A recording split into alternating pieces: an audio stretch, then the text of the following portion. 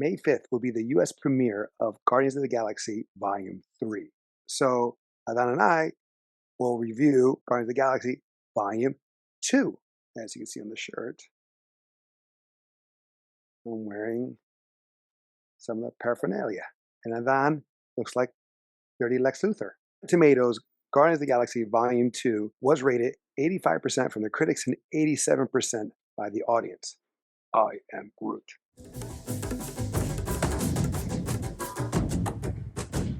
Welcome back to Tales of Two Bros. I am Angel, I'm Adan. where we try to give you a review at least once a week. Spoilers. I just finished rewatching it today. I think since it's been released in 2017, which is about 4 years ago now, this is only the third time I've watched it. I thought the first one was better than this one. After seeing it again, I find this one better than the original. I was going to be a little bit controversial, but I'm going to have to agree on this. I do agree. Like when it first came out, I liked it, but I thought the original was better. And they both have really good moments. But rewatching this one definitely kind of feels more more entertaining, is what I should say. Well, it felt more grounded. Like in the first movie, you had the introduction of the characters, them becoming a team, them becoming a family. Yeah. Here now, they're a family. They're already established. They've been on a few adventures together. And now we're seeing more of a backstory of Star-Lord and of Yondu. You're seeing how their relationship gets closer and tighter and better. You're seeing a little bit more of the dysfunction of the family aspect and also the emotional building. There's one thing to like say you're a family at the end of a story, but it's another thing to expand on like the emotional bonds of the family. No, you're right. Like, but then you see like talking about Yondu, you go back to his story and then what he's dealing with, the mutiny that entails, because how his subordinates, if you will, they found him weak because he took on a Terran. He took on Peter Quill. And he always protected him. Over. He protected him, yes. He sacrificed his family in order to have this family, if that makes any sense, like with the kid. It's kind of like Mandalorian in a way. In that aspect, yeah. But his original family, he was sacrificed because he was doing jobs on the side and trafficking kids, and he shouldn't have. No, right. No, that's true. But what I'm saying is that, like, Peter Quill was the last one, because he didn't know what was going on. Yeah. He didn't know at the time, right? Then he finds out. And then we find more in detail what happened from certain aspects or certain plot points in the first one gets expanded here, especially at the end when Yondu and his right-hand man discuss, like, the guys will be really pissed that you haven't handed them over yet. And then he goes in more detail. Yeah. Now, Ego, there in the Marvel comic books, Ego does exist, and he's a planet where here he's a human person. No, he's still a planet. True, but his avatar, if you will, is human. True, and like where in the comic he doesn't choose a human avatar, his face appears on the planet. Correct, and we see that here in the final battle scene. But this version of Ego reminded me of the Beyonder. His style. Like how the Beyonder in Secret Wars 2, that comic book line, or story arc, that Beyonder wanted to know what was how. Oh, sorry. Was it Secret Wars 2? Yeah, Secret Wars was it? Yeah, Secret Wars, where he comes to Earth, and he tries to find out how it is to be human. Yeah. In the storyline, he misses it. He takes away his powers, or he puts his powers stored somewhere to get later, because he then realizes like what pain is, what suffering is, what love is, and all that good stuff. What humans feel, non-superpower humans anyway, what they feel. He gets a little closer, and then he loses out. But here was like that too, where he wanted to know. Ego wanted to know how it was to be human, to love. I guess not to, well, maybe suffer, but suffer in a way like he didn't know his purpose. He was trying to find his purpose. Yeah, where Ego's trying to find meaning. Right. And then he also reminded me of Invincible's father. From yeah, Omni-Man. Yes, where he was spreading his seed. So for those who haven't read the comic book of Invincible and just watching the television series cartoon was, Sorry, that was a big spoiler alert. But yes, Omni-Man, he spreads his seeds all around just to. I mean, they literally say that's his the species. That's what they do. I think he mentions it on like the second or third episode to the end when he's Right. facing No, his but son. what I'm talking about, like, but what I'm saying, like, is the similarity there, is the Yeah, yeah, parallels. Where Ego's doing it just to be for selfish reasons in a way that he can exist. yeah. And that He needs he an can extra boost of power. correct. Yeah, the actions here are a lot better for me. Like Galaxy was good. The first one was good, but again, it was somewhat generic. Again, like Avengers, like but like on another Condensed. level, right? Where here, again, like I said, it's established, but they do have an Avengers nod to it when the Guardians get together and the camera spins around them. Yeah, That's a nod to the Avengers scene where they get together in New York and the camera spins around them. And you see Iron Man floats, what have you, and then lands, and Rocket Raccoon's doing the same thing. So it has that same nod. Now, you said you think this is a better film, but you heard my explanation. But what about you? What was your why you felt it better? in regards to it being better, the entertainment value was a little bit more there for me. I enjoyed, and not to take away from the first one, here it's more in the line of I'm able to, it feels fresher. Even though I'm rewatching it probably just as many times as I watched the first one. For some reason, this one just feels fresher. I love Baby Groot. But just real quick, I want to remember when we reviewed Mario Brothers that you said that the end song where Mario and Luigi are on. The first movie of Guardians. Right, but it's actually this one. Really? Yeah, it's when Baby Groot is dancing in the beginning. It's the same song. Oh, I missed that. Yeah. So just quick Yeah. correction there. Speaking of which, not the opening scene with Kurt Russell, but the part opening to the Guardians, where they Yes. fight the celestial, whatever monster it is. Is it the same one from What If? Oh, you're talking about with T'Challa, T'Challa. where he becomes Star Lord. No, I'm talking about the one where Captain Carter fights off. And then Oh no returns in the last. no, that's not the same one. Okay. What you're thinking of with Captain Carter is the same creature from Doctor Strange: Multiverse of Madness that Oh, okay. they threw a Okay. bus at. Right. I love that scene. It was a fantastic, fun scene. Going into the action is very entertaining. I loved all the scenes with Rocket. I think he had arguably some of the most character growth. Even though Star-Lord had character growth, it's like Rocket, you could tell it was going down a spiral and then coming back up. The gold people, forget what you call them. No idea. They're awesome in a fun way for me. They're doing drones. They're flying drones. Yes, they're flying drones. But it's like an arcade. Right. Yes. Oh, and then you have the sound effects from arcades. Exactly. And like it's the from same Pac-Man mentality. like Everybody's that. like, you got this. And then as soon as one guy loses, they're like, oh, you suck. The And they- last guy too. The last guy, the best they had, and he was like, You suck. And those are all fun things. Like the scene where Rocket takes on the Ravagers by himself. All my favorite scenes Yes. were with Rocket, to be honest. The one down thing I did not like as much, Drax seemed to be dumbed down even more than in the first movie. yes. They But I made him like- more of a comic relief here than he was in the first one. He was already pretty funny. right, but I liked this one because it was more direct. They made him He seemed Matter more of fact. relaxed. true. Well, of course, he's like family. He doesn't have to put up a front like he had to in the first one. Exactly. Which, when you think of it that way, it makes more sense Mhm, for him. But I'm like, mhm. Drax shouldn't be as dumb. I feel like he should have a little bit more intelligence, but Well, I didn't think he was dumb. I just think he was just being matter of fact. mm, It's like that people like sometimes they talk without having that censor. Like some things you should not say, but you say. I guess, yeah. And I think that he was attracted to Mantis, but he loved and honors his wife so much that he'll say the opposite. So he does not dishonor his wife. Probably. Because at the end he says you're beautiful on the inside, but I think he thinks. I mean, we even see that the relationship gets even closer in that Christmas special.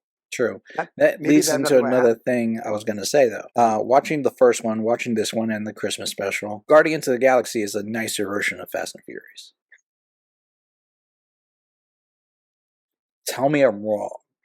Oh, it's better. It's a lot better than. And it takes. They only look But together. is it It not took. Fast and Furious? Oh, most definitely it is. It's about family.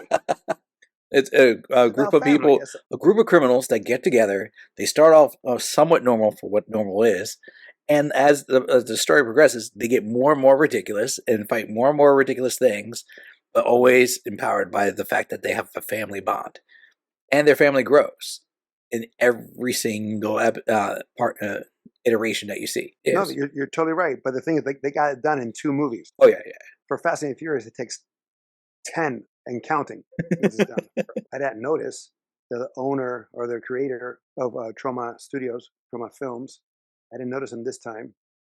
He didn't stand out. I'm not sure if he made a cameo or not. I mean, they had a lot of like I don't remember their names, but I can recognize some other celebrities. Oh, Sylvester Stallone, Michelle Yeoh, Ving Rhames. Also, in the crew of the Ravagers, there were some other people there. Oh, the guy from Game of Thrones and the guy with the scars. He died quick. Oh, he might have been in Game of Thrones, but I think he's from Sons of Anarchy. Braveheart, excuse me. He was also in Woo Warriors. Yes, he was. Tommy Flanagan. And also, you have some here, like since or when James Gunn got let go from Disney on that woke moment, that Me Too moment, and he did Suicide Squad. He created a new team, and you have here the guy who plays Economos. He's in this as well. He's the one with the Yes, that's the one I recognized. birdcage. Yes. Yeah, I was like, oh, snap! So you see that he when James Gunn likes you, He'll reuse you. you're gonna work. Exactly. Did you see Howard the Duck? Oh yeah, he was in. I love Howard the Duck. But you forgot? I forgot he was in that scene. Oh yeah, no, he's there. Yeah, I mean, it was a short one too as well. Yeah, it was only cameos for Howard, but still, it's Howard. Come on. It's a closet niche that only me and a few other people will be like, he's here. Right. And looking over the credits and cast, I didn't know Rob Zombie was in it. How much do you want to bet he was a Ravager? He was, but his voice, I don't think you saw him. I think you just heard him. Like one of the people like yelling and all that stuff. They had better running jokes, I think. Taserface. It's not ripe yet, but you recognize somebody you didn't recognize before? Well, Taserface. Was that Rob Zombie? No. Chris Sullivan. Chris Sullivan is in this show called This Is Us, and he's a gentleman that's in love with, or I guess in a relationship with Kate Pearson, who's a heavy-set woman character of that show. Okay. He's Toby Damon, and I didn't recognize him, and that's awesome. I'm so glad he's in that because I only know him from This Is Us. Not that I watched it, Kim did, and I'll walk by the room and see it. But I never watched it, but it's kind of cool. He has a good presence. I also like the growth of Nebula. Well, I mean, this is like, okay, so what we had in the first one was a band of bandits, if you will, come together, form a family. Like I said, a band of misfits. They all had pretty much not have a family. They're alone, they're solo, and they come together, form this bond. Again, like I said, form a family. And then in this one, you have where Star-Lord, like he forgets what he has already established. He has a family, but he goes right away to someone that is of family, that is of blood, kind of like how an adoptive child is. When, even though they've been raised with love and care throughout their lives, they get a whiff of their natural born parents. They pretty much almost immediately forget what made them who they are to someone that barely knows them, just because they gave them life. And you see that here where Star-Lord is running to Ego, his father, to fill in the void that he had, to answer some questions, but then he's hurting his family, even though they're not blood. Now, we've said it before, family is not always blood. Family is the bonds you make that can be thicker than blood. Like you said, he thought by going back to Ego, at first he was hesitant, but when he realized that Ego is his actual father, he thought that could fill in a bond or a gap that he had missing. Was he hesitant? He seemed pretty right away. No, that was Gamora that talked him into it, remember? They were in the forest, Ego first showed up, he's like, I don't buy it. Gamora's like, that's true. That's true. But then she was like, wait a minute. Yeah. Once he was on the planet, he was like, I'm hooked. And then... Right. And then she was like, wait a minute. Like I said, I find this better than the first one. And there's some great scenes. Again, the one with the arrow. Fun. That's such a cool tool, and it's just like I don't know, like if we could have that for real, that would be so awesome. Oh, absolutely. Like, yeah. The control with your song, if you will, because he was whistling, it was a song he was doing pretty much. Well, May not be of cadence or like that, but he was to he was. quote Yondu, you think I control that arrow with my whistle, boy? Control it with my heart. I mean, that was a great. I mean, every time I think that's a great tool. That's a great way to take out your enemies. Also the scene where him and Raccoon are trying to communicate with Groot of what to get, and Groot is always Very coming back funny. with something else. He was like, "No, that's my underwear." It's like, ew. Please tell me you have a fridge full of like severed human parts. He's like, we don't. Oh, because of the thumb. I don't think he answered. I thought that was a toe. I thought that was a thumb. No, Could have been. he He said answered it. He's toe. like, and he goes, let's agree not to talk about this again. It did have, between the two movies, one of the most emotional scenes Oh, between the for me two. too. That's why I like it, because I could relate. My stepfather, your father, he's my dad. Yeah. He's your father and your dad, but he's my dad. Yes. Since our mom remarried, everyone could be a father, but not everyone could be a dad.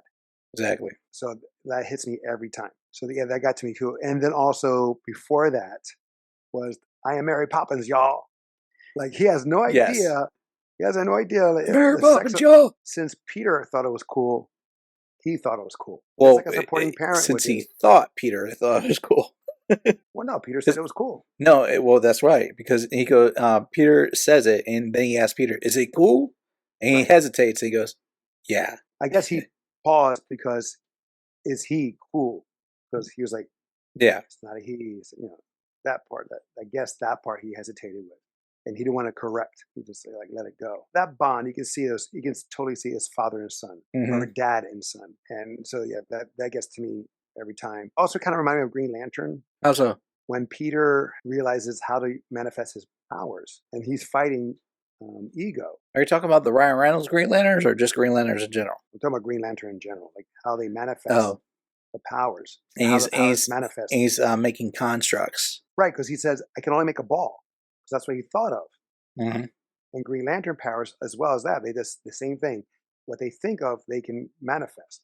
But at the same time, when he's finding Ego, and they form rock formations, and he thinks of Pac-Man. So it's just kind of like Green Lantern would think of something similar to counter whatever he's facing. So that's where I'm getting the Green Lantern reference from. Not saying that it's true or not, but I'm just, I can see that. And then you have the thing with Nebula, right?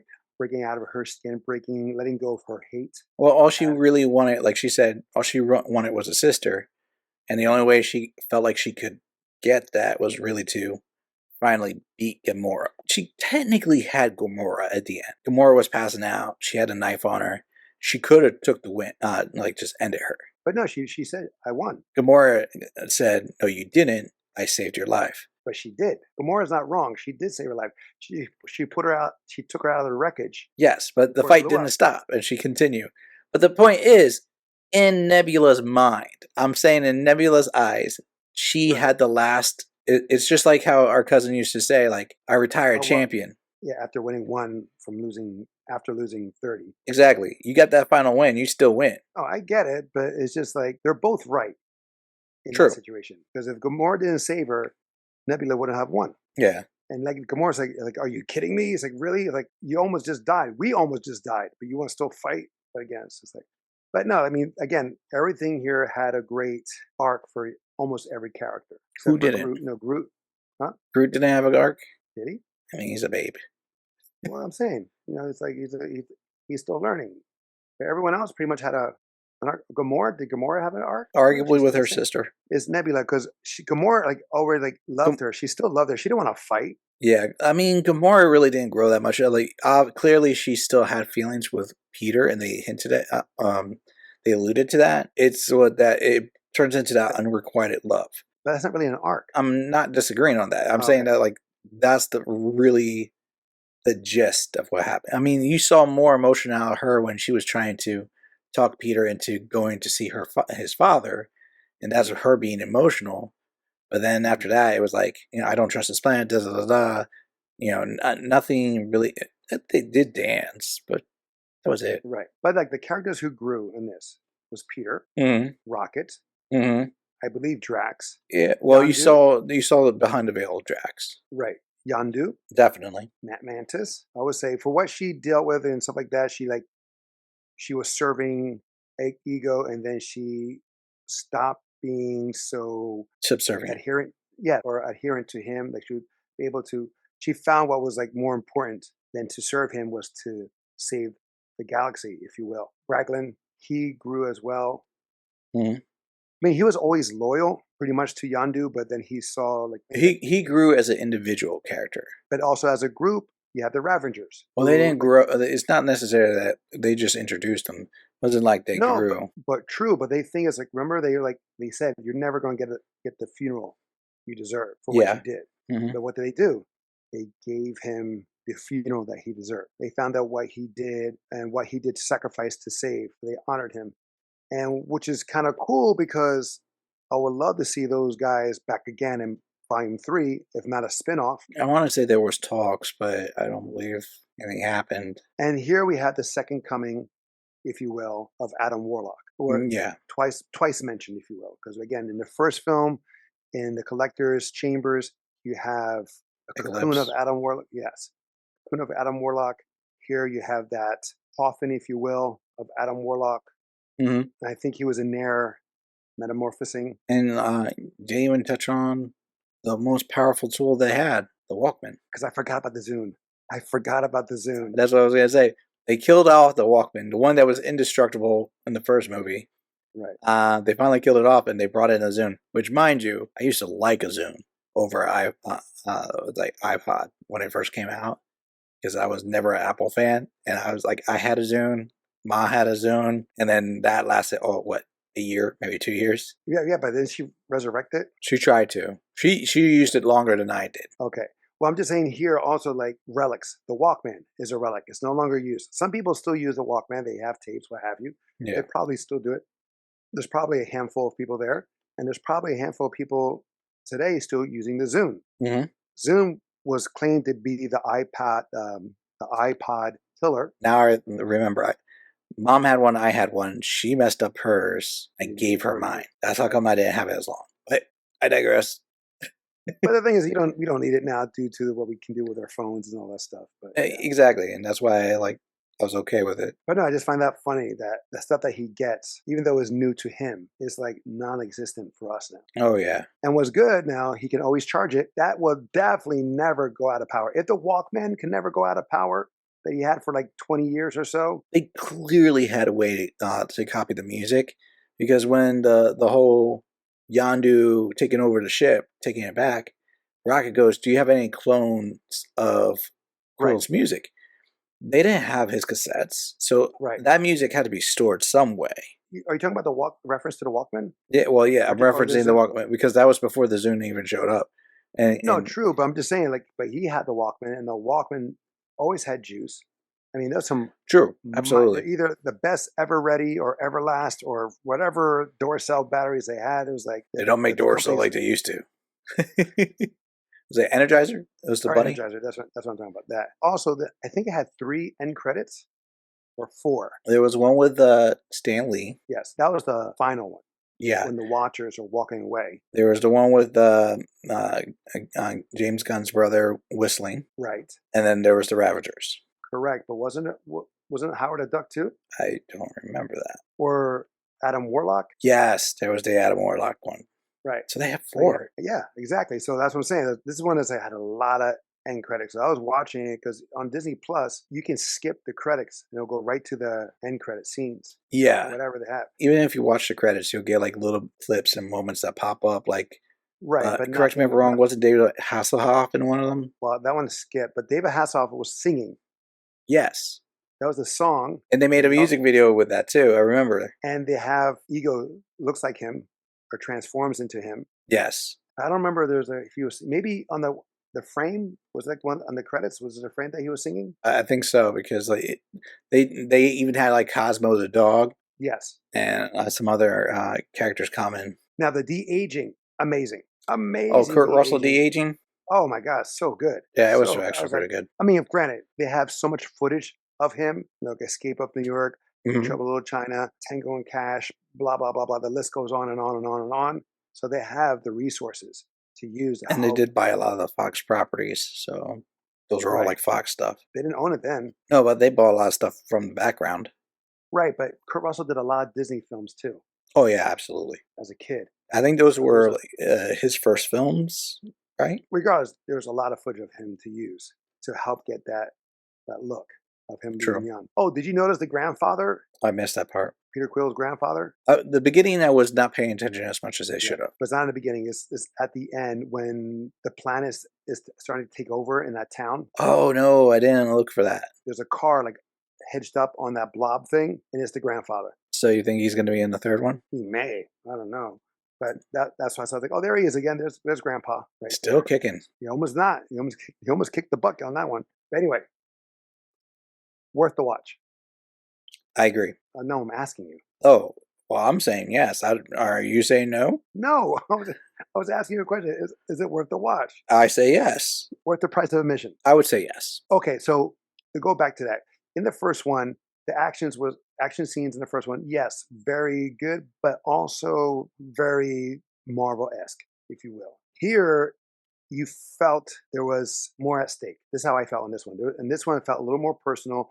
Felt there was more at stake. I would say it felt more personal by the end fight for me. Fights prior to that, I didn't feel more at stake, but when he's fighting Ego. Well, that's what I'm saying, like that, because they're actually trying to save the galaxy really here, right? Because in the first one, the first one, saving the galaxy in the first one.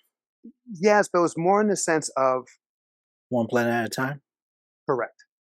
Okay, gotcha. Correct. If Ronan took that one planet, it was kind of like a domino effect of other planets to follow. Mm-hmm. Where here it was simultaneously. Yeah. Because other planets were being encompassed by that blob thing, his essence, if you will. Exactly. It was more at stake, right? And then you have all the Guardians also almost like dying right there because he's covering them, he's suffocating them, he's drowning them through the gravel. Yeah, like Groot literally holding up Mantis as the ground's swallowing him up. Drax.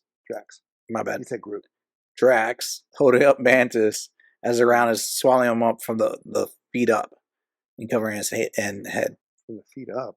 Well, yeah. Well, I mean, he was standing on the ground and he was lifting her up. He was like, right. But did you notice Groot was crying? Yeah, I can see that. No, you didn't notice it then. I didn't. You can see that. You didn't notice it. No, because when he was about to get swallowed up, a tear was coming down. So it shows like how scared he was. Mm-hmm. And I was like, oh, that's like, that got me there too. I was like, holy shit, because he's a kid. So you can see, I was like, wow. But yeah, so that's why I felt this was more dire because again, the whole universe, galaxy, was going to fall under Ego. Yeah. And it was both, they're both like we're going to go political Star Wars, but also fascism in a sense of control, domination, and control by one party. Oh, they were going to be like tyrannical or dictatorship. Well, that would have been Ronan and Thanos in the first one. Here was just like he was just taking over, almost like how Thanos was going to be. It was like take half the population, right? I thought Ronan was more of a fascist. I said tyrannical or dictatorship. And you said that it would have been more Ronan.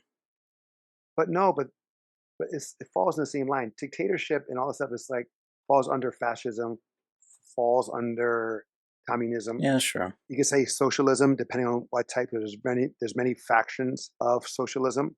Okay. But the most known tyrannical one, or the evil's version, if that's a thing, is communism, fascism. But you can see that here. Falls under dictatorship and all this stuff too. That's the blanket. All right, we're going somewhere now sideways. But that is a subject I'm not expert at. Yes, this is worth the watch. It's worth the price of admission.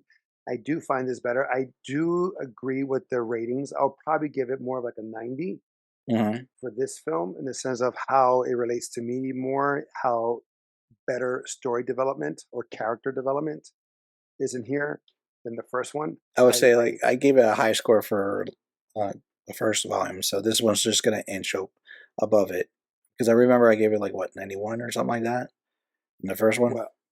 Volume 1. Oh, it's higher. 92% was for the first one, and I find this better than that. The funny thing is, does the movie hold up over time, or some movies get better the more you watch it or the later in life that you are. And I've seen that where I've watched some films where the first time I see it, it's dog garbage. And then as time goes by, I rewatch it for whatever godly reason. And I'm like, I don't know why I hated it the first time, but I love it this time. And I feel like that was the experience I had here, where I didn't hate the first time I watched it, but I didn't like it as much as I did the first time I watched it. Right. This time, my opinions, just like taste, change. Right. The first one was like a little more faster pace. Yes. This one's a little bit slowed down. Right. But it was good in the sense it was properly slowed down, again, for story and character development. So, and I guess that's what we didn't like it the first time, or didn't appreciate it as much the first time. Yes. The first time. I remember complaining about how slow it was. But looking at it again, you're like, oh, okay, this is why it's slow. It's again trying to explain certain things, seeing the characters different. Because again, we have new characters here too. So we have Ego, who's new. We have Mantis, who is new. We have also Taserface, or the mutiny that happened there, as well as the Ravagers. So we have three new characters and another side story happening while this is happening, or sort of Ego is happening, or reunion of father and son. But again, it works for me, and I'm going to stay holding true that this is better than the first one. So knowing this pacing, are you optimistic that the third one will be better than the second one? I have no idea. I'm going to think no, but that's just so I can be optimistic. Well, the thing is, for me, it's been a while. This came out in 2017. The new one will be out 2023. So that's 6 years later. Even though this has been a James Gunn production, you may think that, I mean, I don't know how he is. I don't know him personally, but you may have a sour taste in his mouth from what Disney has done in the sense of responding to his past old-ass tweets. And they weren't really that bad to begin with, but they just didn't want the heat from their demographic. But his tweets were just like, when I read them, I thought I just took them as jokes. I took nothing more than that. I mean, just my personal opinion, if you really thought that, he had a bad taste in his mouth, why come back to work with him?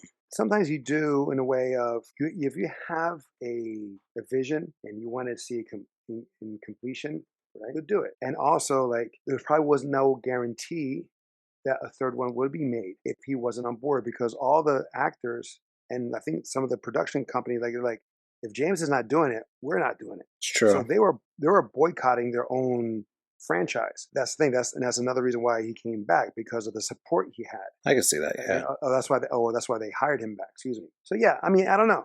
I'm interested to see.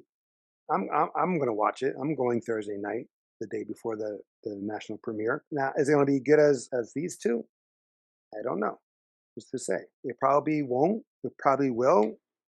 Most likely probably be okay. And then as time goes on, as our lives, like you said, we get older, we'll probably get better on a second or third or fourth viewing. Exactly. We watch it again and be like, this is old. I don't know why I didn't think of it before. Well, yeah, because again, like a lot of movies, like some movies will never get better. Yes. Regardless how many times you see it, where you're at in your life, what have you. But this could be one, because some things will be said or done that will go over our head, and then we see it again, like, oh, it's like Blade Runner, or The Matrix, or Star Wars, or Rocky. I mean, all that stuff. Like, again, you see as more and more time along, something else opens up. Again, it's a reflection of what we're at that moment. Mm-hmm. But I'm excited to see. I'm excited what James Gunn and his team brings here. Yeah. Oh, this one real quick thing. When Yondu and Rocket were jumping distances, whatever they were doing, and their faces were all stretching out. I'm sorry, but Raccoon reminded me of the squirrel from Ice Age. Oh, yeah. I don't know. I mean, that was a hilarious moment and scene, because like it was starting to happen, and then he explains, like, we're going to do 700 jumps. Right. And then they passed Stan Lee. And he's talking about his time. He was a postman. I'm looking for Tony Stank. It was either that or Mr. Fantastic, or the Fantastic Four. No. He just mentioned he was a postman, but he was a postman in both. FedEx. It was FedEx? Then, that was Iron Man. Yeah, that's from Civil War. But they were saying that he's also a Watcher that he's like a different one. Like he was able to be among the humans, to blend in. Hmm. right? To see at firsthand. So they were just recapping. Yeah, that's a fan theory. That's like a theory. I mean, it'd be a great way, like, to introduce Uatu the Watcher, since sadly enough we don't have Stan Lee anymore. Uatu can step in his place. Maybe. Maybe. All right, guys, that is our marvelous review of Guardians of the Galaxy Volume 2. If you have a movie or show for us to review, please email us at talesoftvbros@gmail.com or leave a comment below. Do you find that Volume 2 is better than Volume 1 or vice versa? Until next time, we'll be the next time. I'm Angel. Madan, Love you, bro. love you too. I am Groot.